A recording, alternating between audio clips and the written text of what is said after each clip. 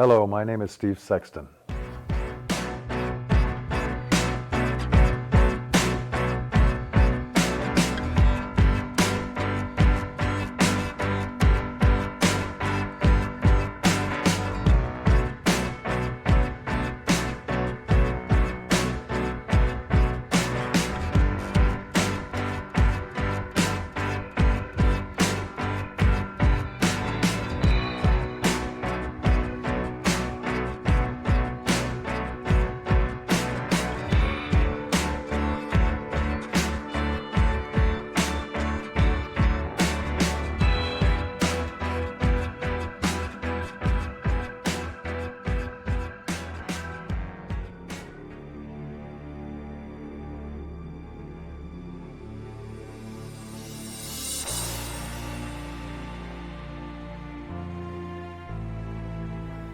I was born in LA in a hospital called Doctors Hospital, which is no longer there.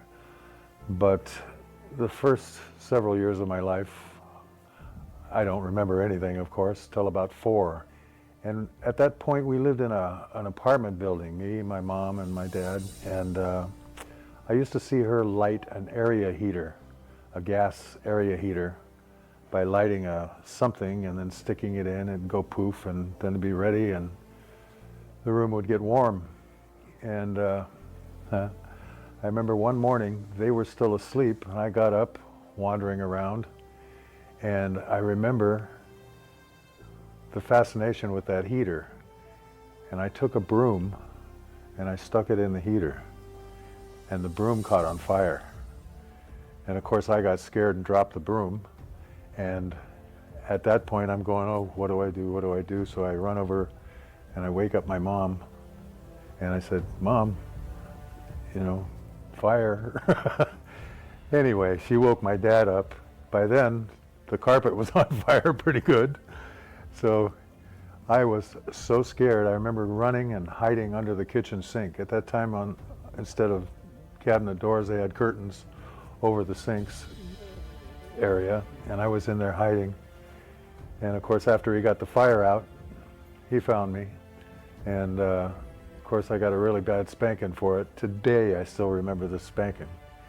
And woof, I'll never forget that one. The next thing that happened was 1958. That stands out in my mind. We moved out of an apartment. He had just bought a house in the Canoga Park area. And it's funny, relate that to today, and it's incredible because I think he paid $16,000 for that house, 3-bedroom, 2-bath, ranch-style home, His payments were $135 a month, he told me. And he's thinking, God, how am I going to make these? That's funny. Anyway, so we lived there for quite a while, from the time I was 5 till about 13. But I was always an active kid. Even at 5, I was learning how to do back handsprings, back flips. My dad would do these, throw me back and do flips and this and that. He had a pool put in, so I used to really practice all that stuff on a diving board, a lot of flips and turns and twists, and so I got pretty good at that till I hit about, I want to say, 10 or 11 years old. I remember there was a park not too far from where we lived, and I used to watch these guys swinging on the rings, swinging rings, not still rings like what you see in gymnastics tournaments, but this was more like trapeze type work, only with a lot more tricks. And I was really interested in that stuff. So there was one guy that took a liking to me there, and he started teaching me this stuff. And I became pretty good at that too. And I mean, people from all around would sit around this ring pit and watch everybody do their tricks and stuff. That was a big part of my life at one point. Yeah, I spent a couple years doing that stuff until the next phase was music for me. I got involved with a few guys I know in music, and we started a small band like I think every kid did when he was young. And believe it or not, we were pretty good at that too, singing popular music at the time, which is today is oldies. But, you know, we had a manager and everything. We didn't play gigs or anything because that wasn't the type of music that we did. We did a lot of harmonizing and nothing hard, or which there wasn't too hard of music at the time, but more soft ballad type of stuff, you know, which wasn't real popular at dance clubs and stuff. So.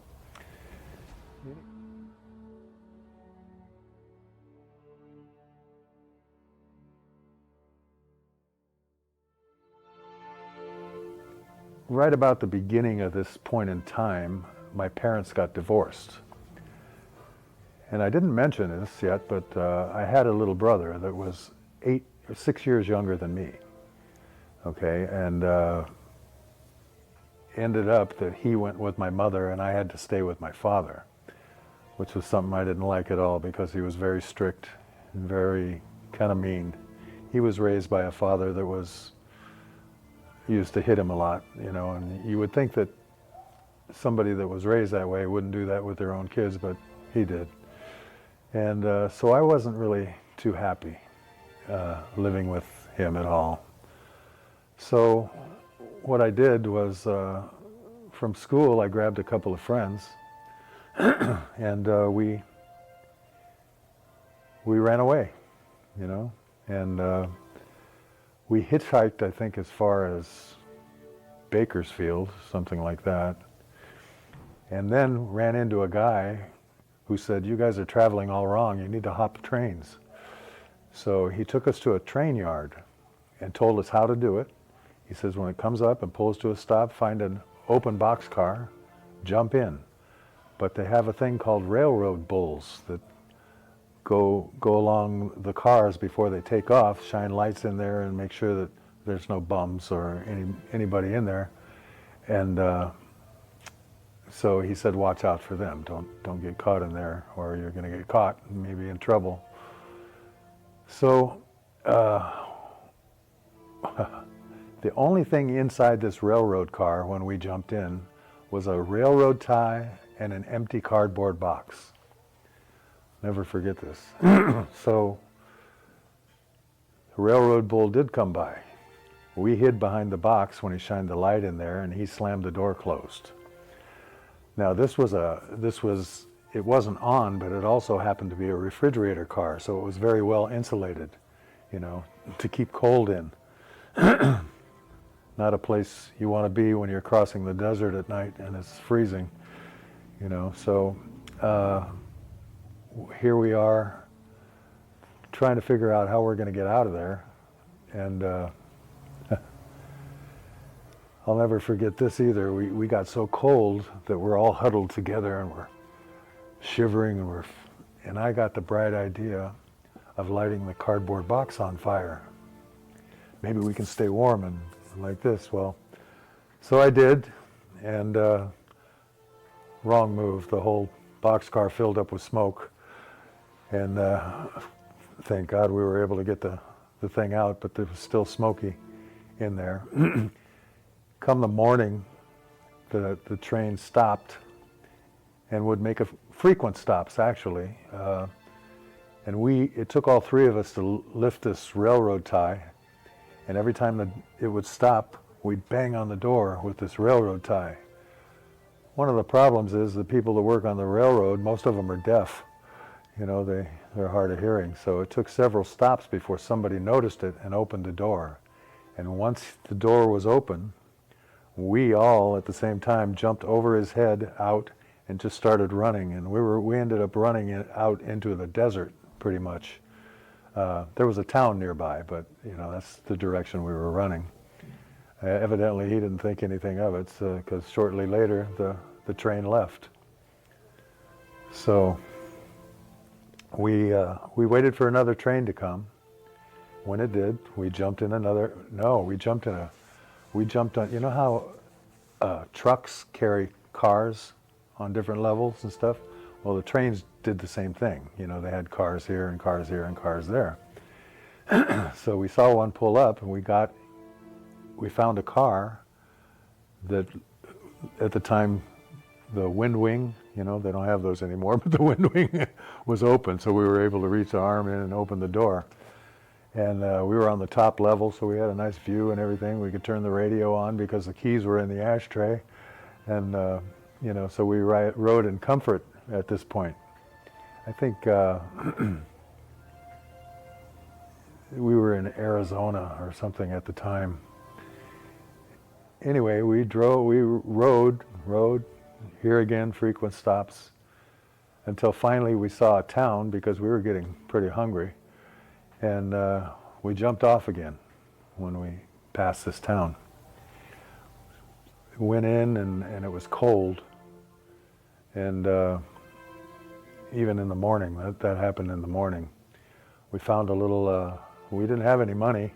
We're 12 years old or something. We walked into a small town store, liquor store type of place, you know, and this friend grabbed some polony and stuck it in his pocket, and this one grabbed a bottle of milk, and I grabbed cookies or something. So now we're okay.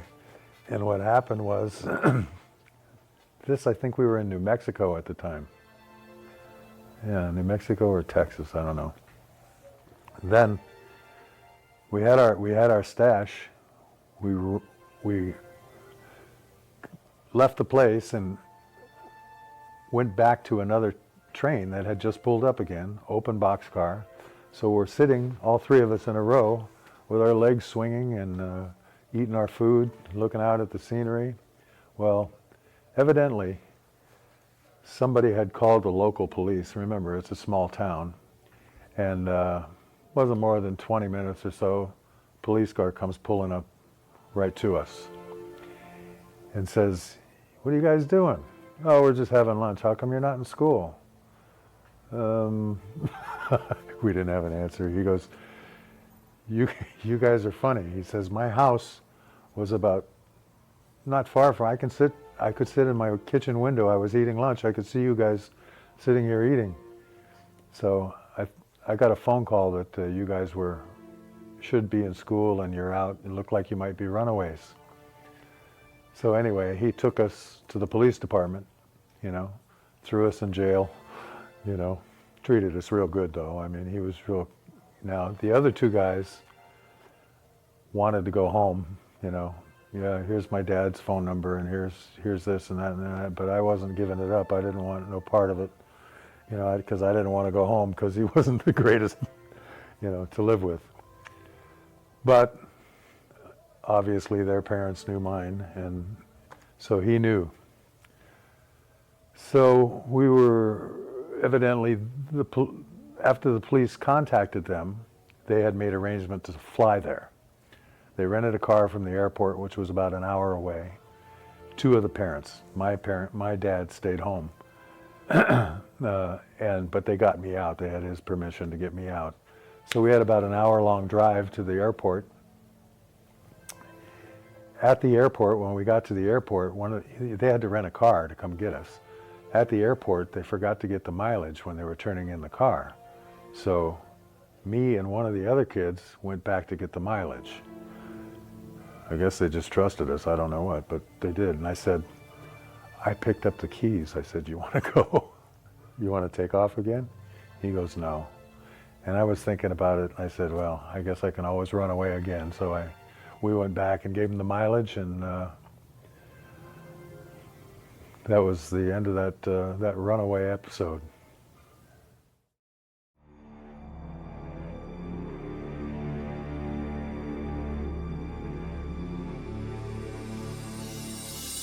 Well, that wasn't exactly the total end of my running away.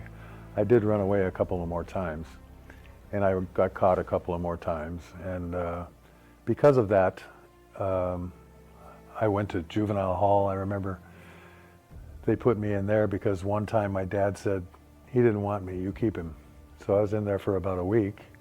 I think he was trying to teach me a lesson, you know, and then at the end of that week or so, we had a court hearing, and he showed up for the court hearing.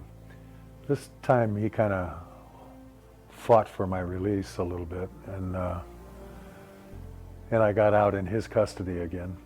So I'm going home and I'm thinking, here we go again. But evidently, I was deemed what you call incorrigible. I wasn't a bad kid, but I just wanted to do what I wanted to do and didn't like the authority of my father. So what ended up happening was eventually they put me in a boys' home that wasn't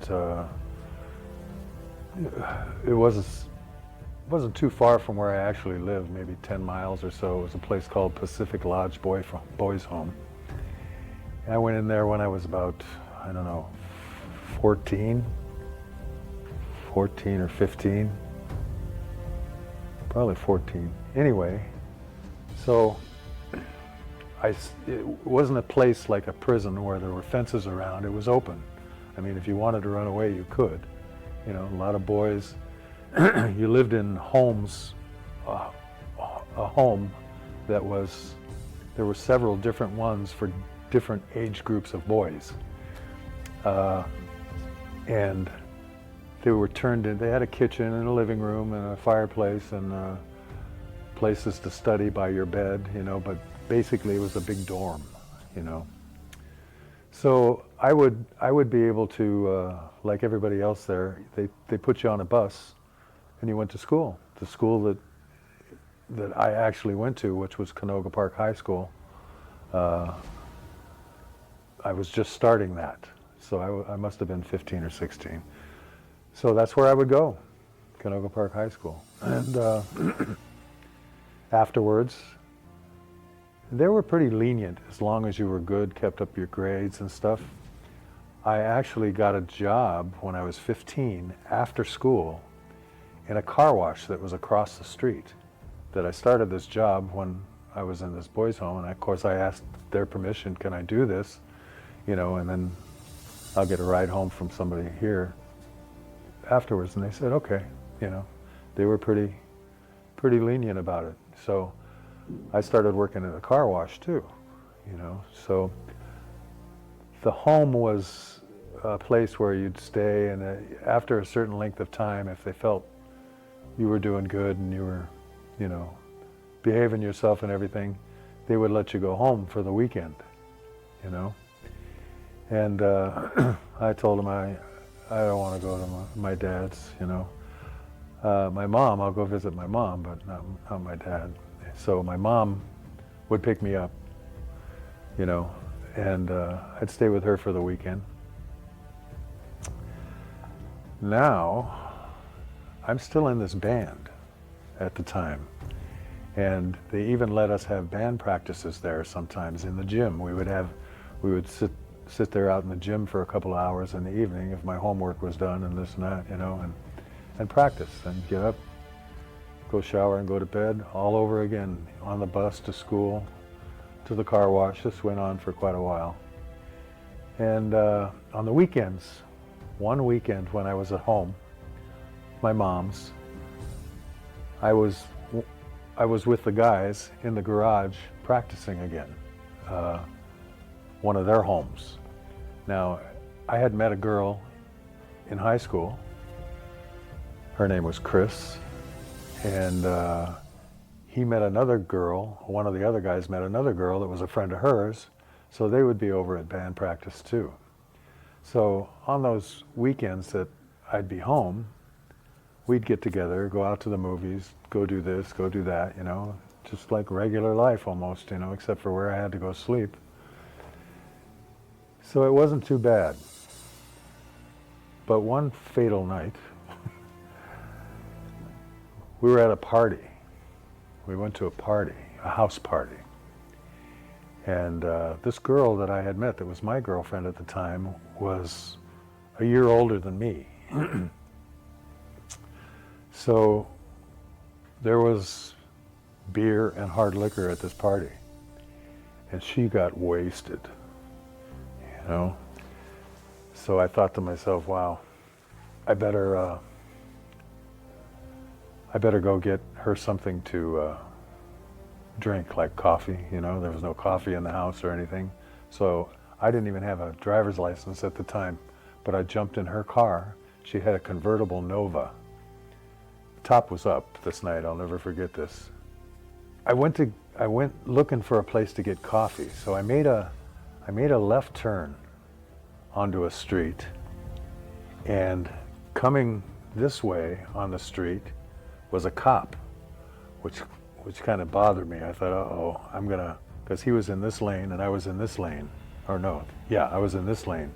So I'm thinking he's gonna move over behind me and light me up and pull me over. So I kind of panicked and switched lanes. When I did that, I hit his car. Then I panicked. So I stepped on the gas. Here I am, 15 years old, going down Tampa Avenue at 90 miles an hour in her car. And it was raining that night. So I think I went for a matter of 2 miles. And I said, well, I can't outrun these guys or the radio. So I pulled into this gas station, right? You know, the driveway goes up like this, and I just jumped out of the car. I didn't put it in park or anything. And the car rolled back and hit the police car. And I started running, jumped over this fence that was around this gas station. Remember, it's raining. And they're on foot right behind me. And there's barbed wire on top of the fence. So I jumped over the fence, landed in this field, which had tall grass in it, and kind of fell down. And I got back up to start to run. And this one cop was on top of the fence with his billy club in his hand, and he threw it at me and hit me in the head, which knocked me down again. By then he had jumped over. On the way over, he tore his uniform on the barbed wire, which probably really made him mad because they got to pay for those uniforms and things, you know. So he was on top of me going, "You don't run from the city police," you know. Had my arm behind me, and oh my God, I got a whooping that time. So he stood me up, took me out into the front part of the gas station. There must have been 15 cop cars there. You would think Al Capone was being brought out, but no, it was 15-year-old Steve. So they put me in the car, and I did have a wallet with an ID, and they were telling me, "Did you know this kid's only 15?" Because I was kind of big, you know, not much smaller than I am now at that age. Younger looking, of course, but I was a big kid, so they didn't know what they were dealing with. The funny thing about it is that my girlfriend's brother, was a cop working the area at the time, and he heard all of this going on over the radio. And he's told me when I saw him, he said, "That's my sister's car. What's going on, you know?"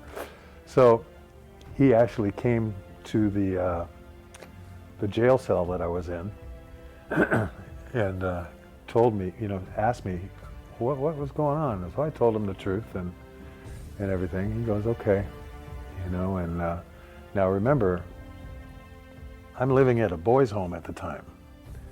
Okay, I'm thinking, oh boy, now where am I going to end up, in San Quentin? I said, they're going to throw the book at me, you know. Here I am. I hit, but actually, I spent the weekend in that jail from Friday night till Monday morning, when somebody from the home came to pick me up.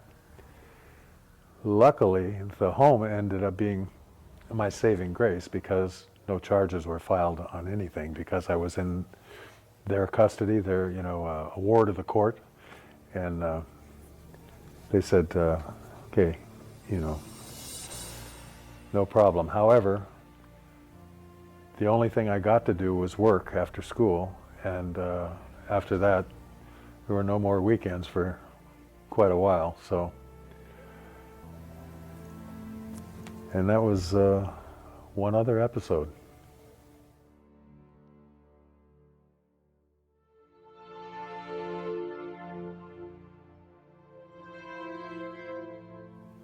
Yeah, at about 16 and a half, I went to live with my mother after I got out of the home, and which is where I wanted to be in the first place. I was still working at the car wash.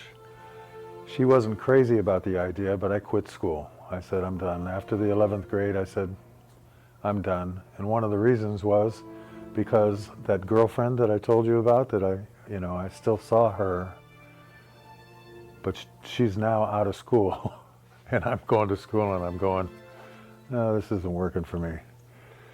So I worked at the car wash full time, 8 hours a day. I actually enjoyed that at the time. And when I was about, I started the martial arts when I was about 19. So I must have been, 19 just turned at the time. And I was at the car wash. And I saw this little Asian man walking in the back door of this 2-story building, convenience center type of place that was right behind the car wash. And he's carrying lumber in and out. And he's a little guy, I say he's maybe 5'4", something like that, small guy. And there's a sign on the back of the door, up above the windows there in the back, that said HAPKIDO. And I'm thinking to myself, Hapkido, what could that possibly be, Hapkido? Later I found out that the way you pronounce it is Hapkido. But on my lunch hour, I went over there, and I said to him, hi, what you doing here, His English was terrible, so, but he tried hard, and we got to be able to speak to each other and stuff. So he said, yes, you like karate? That's what this is going to be. This is Hapkido karate. I said, oh, and he's struggling all by himself to try and build dressing rooms. And in those days, you would frame out the mat with 2x4s, put in padding, and then lace up, a canvas. It was canvas at the time, a canvas mat around it, And he was, like I said, he was just struggling. So I said to him, if you want, when I get off work, I'll come help you, So I did, and I did this for a couple of days till we got it done, And he told me for my help, he'll give me free lessons for a while. And I said, wow, okay, give it a try. I always liked to box. I used to do that kind of stuff with friends in the neighborhood, We'd put on little boxing gloves and fight each other and stuff, and I always liked that. And he let me know that it's a little bit different, And boy, did I find out the difference when I started, So I went to my first class. I started when I was 19, so it was 1972. So I didn't even have a gi yet, so I did it in street clothes. And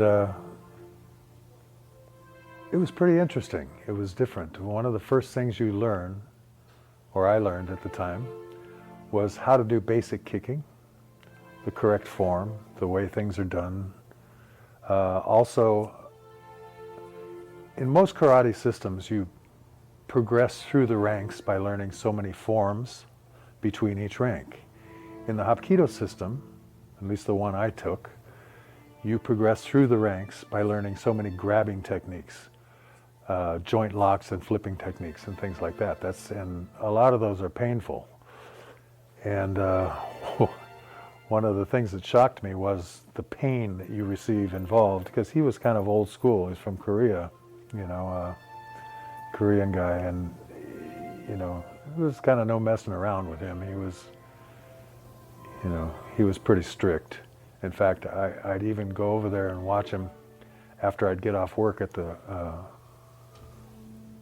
car wash, and I'd watch him teaching a kids class, and the kid would be fooling around, and he'd take a bamboo shinai, hit him with it, spank him in the butt with it.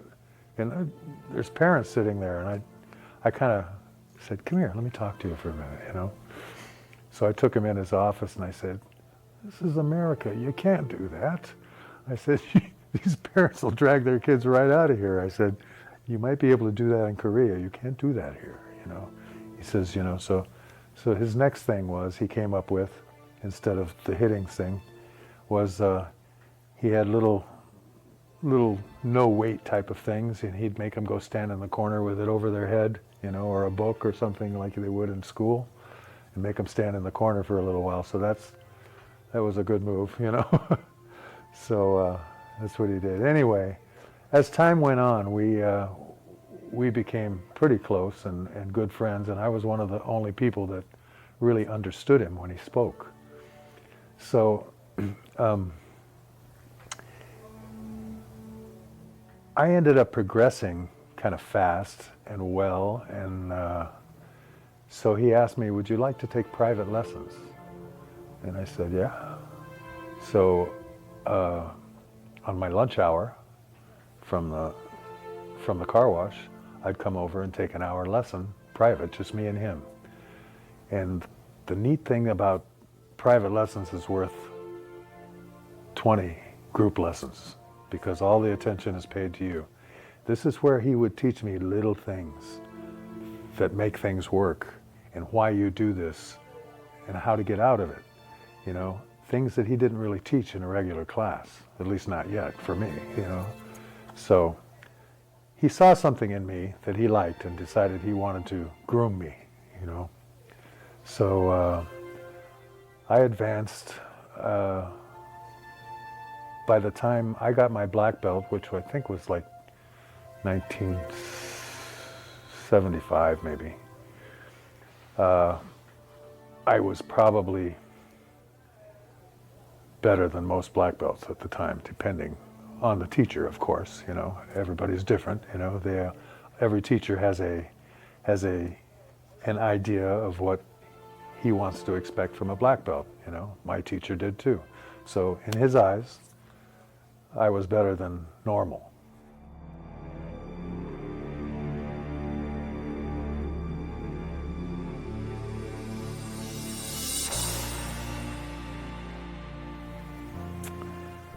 I remember one day on my lunch hour, instead of the private lesson, I walked over there and there was this, you ever seen these stone cold face Japanese guys that look like they'll just kill you if they, you know, if you looked at him wrong? He was a Shirenji Kempo stylist. And my teacher was sitting in the office, and I guess, I don't know if they knew each other or he paid to, you know, to work out there or what, you know. But I had just gotten my black belt not long before that. And I'm watching him work out. Concentration and everything on this guy was incredible. And everything he did, the blocking, his gi snapped. The kicking, his gi snapped. And I'm thinking, this guy's good, you know. But he was a 5th degree black belt in Shirenji Kempo, 5th. And I asked my teacher, because I liked the fighting aspect of things, you know. I liked the fights. You know, all of this stuff is, you know, really good. It serves its purpose, but the kicks and the punches and everything that you learn are useless unless you put them into a, you know, the test, you know. Know when do you can't create timing without it and stuff like that. So I asked my teacher, I went in the office, I said, do you think it would be disrespectful if I asked him to spar? And he said, no. He said, just do it right. Bow, make sure that he knows that you're not challenging him or anything, that, you know. I said, really, because I thought I'd probably learn something, you know, from this guy. So I did, you know. During one of his breaks, I walked up to him, bowed, and I asked him, sir, you know, do you think maybe we could spar a little bit when you're finished? He goes, okay. So I said, thank you, you know. So I went back and I said yes to my teacher, and he said yes. So he said, so he goes, wait till I'm done. When I'm finished, we will. So I'm in the office with my teacher, and I'm going, hey, what did I get myself into? You know, and I'm going, you know, I said, I'm going to get my ass kicked here. So my teacher says, don't worry about what he knows. Think about what you know. Be confident in your own stuff. Forget about being intimidated by anything you see. I said, okay. And that made a lot of sense, and that's exactly what I did. Because when he was done, he said he was ready. And we went out there, bowed, and went after it. This guy could not hit me at all with anything. And I swept him, I don't know how many times. I punched him, I don't know how many times. At the end of the whole thing, I don't think he laid a glove on me or a kick more than 1 or 2 times through the whole thing. This is one of the moments in martial arts when you walk out of the school on cloud 9 and you think, this is paying off. This is all this hard work is working out. Either this guy's a really lousy 5th degree black belt or I'm a very good 1st degree black belt, because it shouldn't work this way, you know. So yeah, that was an exciting day for me. I'll never forget that day.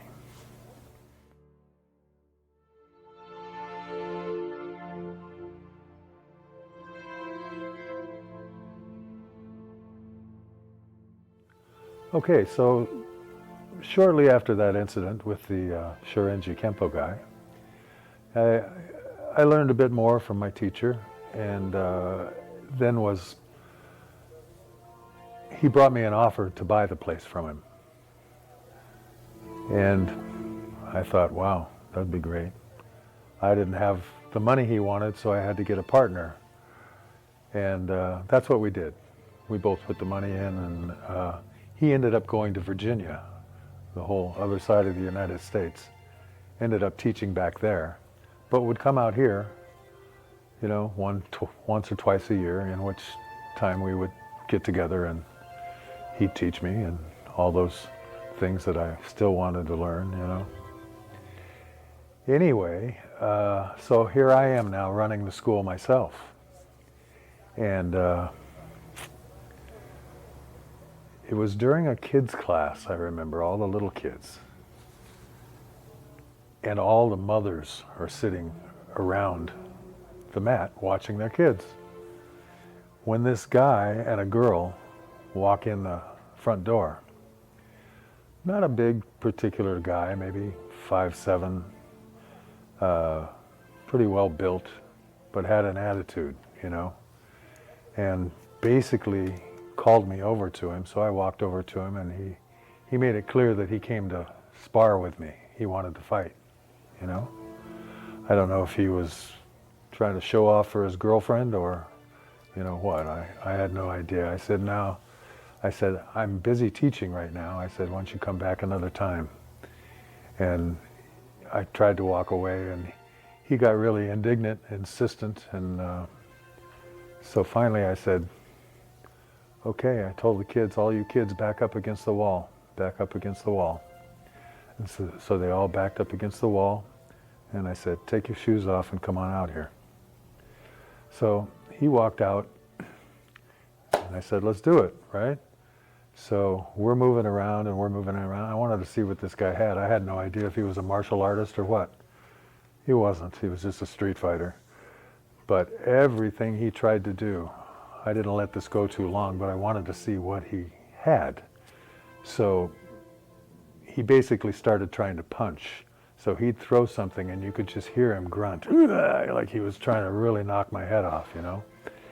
And I moved around a little bit, and the only one thing that I did was a spinning heel kick. When he was set up right, that's the first thing I did, was throw the spinning heel kick, hit him right here on the head. No, I hit him in the jaw. I hit him right in the jaw. He went down, fell down unconscious, and there was blood coming out of his mouth, like this. And there was a dead silence. All the mothers are like, and all the kids were dead silence until one kid says, you could hear this kid say, did you see that? I think Steve killed him. Yeah, so it was funny, and it wasn't really funny at the time, but thinking back on it, it was funny, you know. So he's laying there, and he's unconscious, so he's harmless. So I couldn't remember who was upstairs. I thought there might have been a doctor upstairs or something. So I went upstairs to try and see if there was a doctor there, but it was late and everybody was gone, you know, because it was after 5. And I came back. By the time I came back, after knocking on a few doors, he had gotten up and his girlfriend took him out, you know. So, of course, that was the talk of the evening with the I thought, this is great. I'm gonna lose all my kids. All the parents are gonna go, you know. But the nice thing about it was, because this guy tried to sue me afterwards, you know, I got letters from some of the mothers, even kids, because I got a letter from an attorney saying that they were suing me because what happened when I hit him was I broke his jaw. He had to have his mouth wired shut for 6 weeks. And with the letters from these parents, I made copies of them and sent it to the attorney. Case was dropped. And I did run into this guy one other time later. He said to me, "Do you remember me?" I said, "Yeah, I remember you." I said, "I always wondered what it was like to have your jaws wired shut." I said, "What do you do when you got to throw up?" You know, he looked at me and just turned and walked away. He didn't. And that was a funny story too.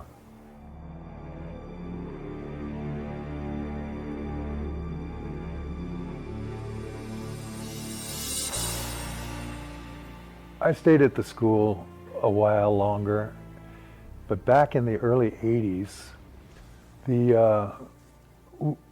were in a recession, much like today, only a little worse at the time. Back in the early 80s, maybe 1980.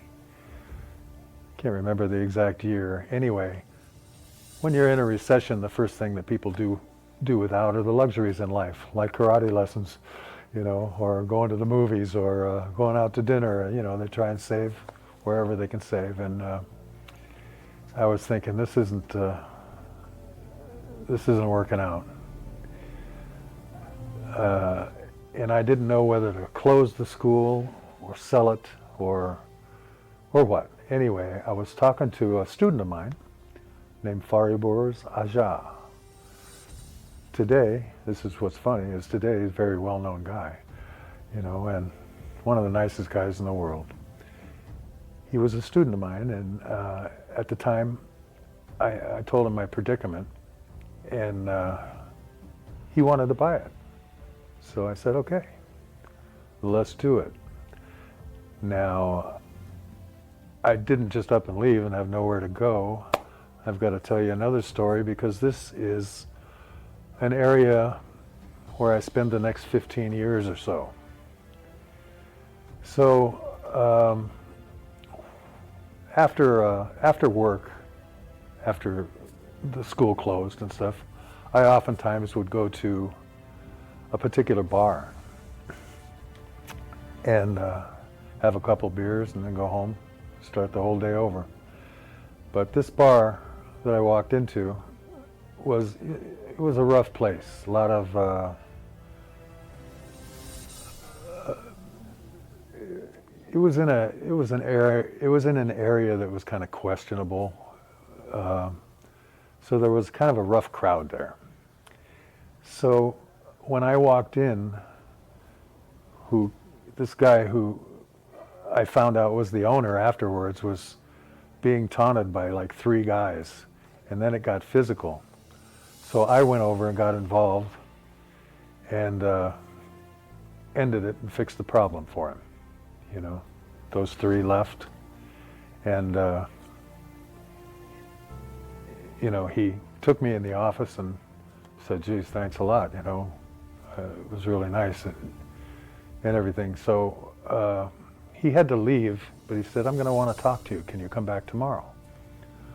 I said, "Yeah, I'll be back tomorrow." So the next night I came in, and as it worked out, he was an absentee owner. He owned the place, but he didn't have the correct type of help to take care of these situations that oftentimes came up. So he made me an offer of giving me a percentage of the business to run it for him, every aspect, from the banking, hiring and firing, and you name it. And so I said, okay. Timing couldn't be better. I'm not thrilled with the money at school anymore, and let's do it. So I told Fireboards, we're on. He took over the school, and I got involved in the bar business.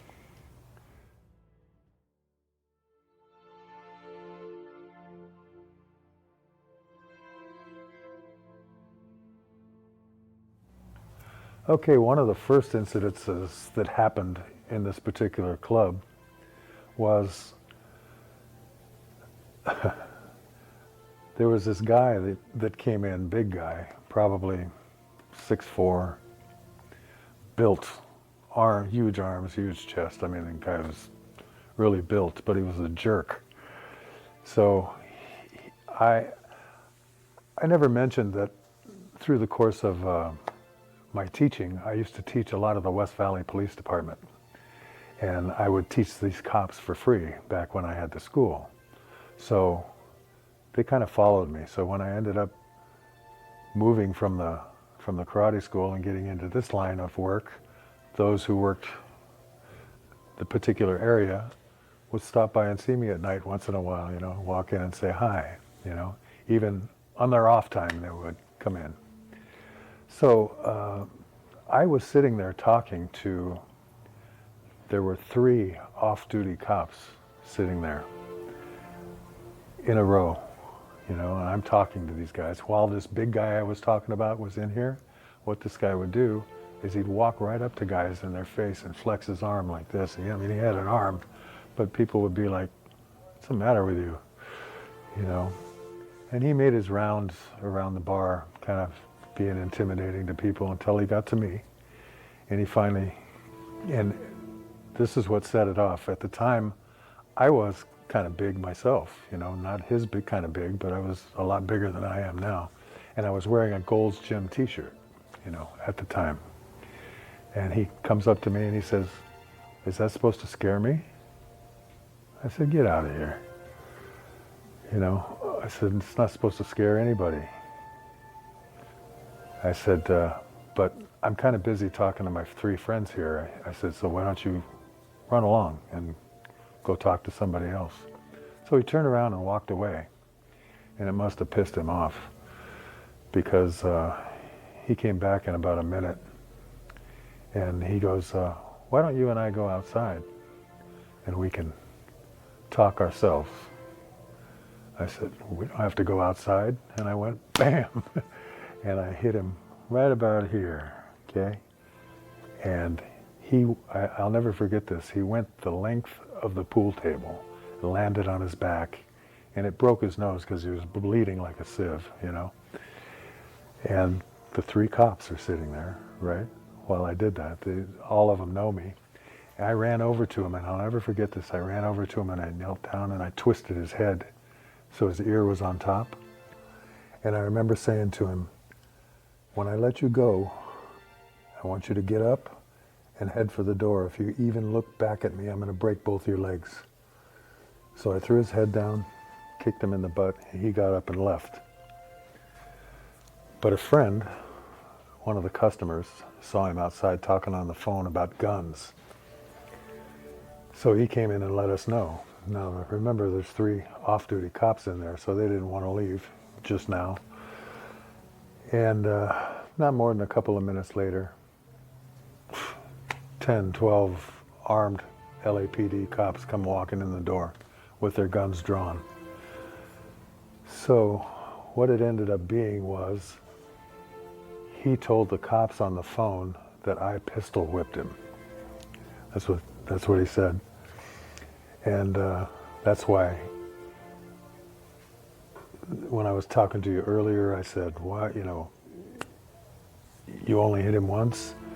the police couldn't believe that he was only hit once because his nose was so broken and bloody and everything. Anyway, this all ended. The cops told him to leave and never come back. Thank God the cops that I knew were there to back me up and told what really happened. So everything worked out great. I'm sitting in my office. About an hour later, bartender tells me there's a woman here that wants to see me. I said, send her in. So she walks into the door. She's standing at the door, and I get up to meet her. And she says, are you the guy that beat up the guy earlier? And I said, yeah, why? She said, I want to thank you so much. He's my husband. And all he does is go from bar to bar, terrorizing the places and beating people up. Nobody's ever stood up to him before like that. So she said he deserved everything he got.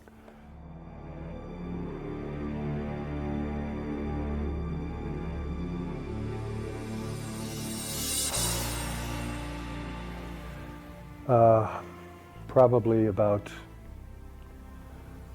I don't know, I was there for about 15 years, and there probably was at least 200 incidences like this one. A lot of them, how I'm still alive today, I have no idea. I should be dead by all rights, between guns and hatchets and knives and broken bottles and everything else that I've dealt with. So, thanks to the martial arts and a little bit of luck, you know, I've gotten through it, and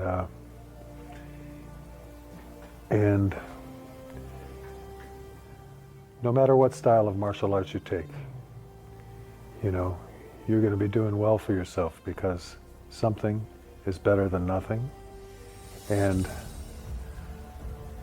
it just might save your life someday.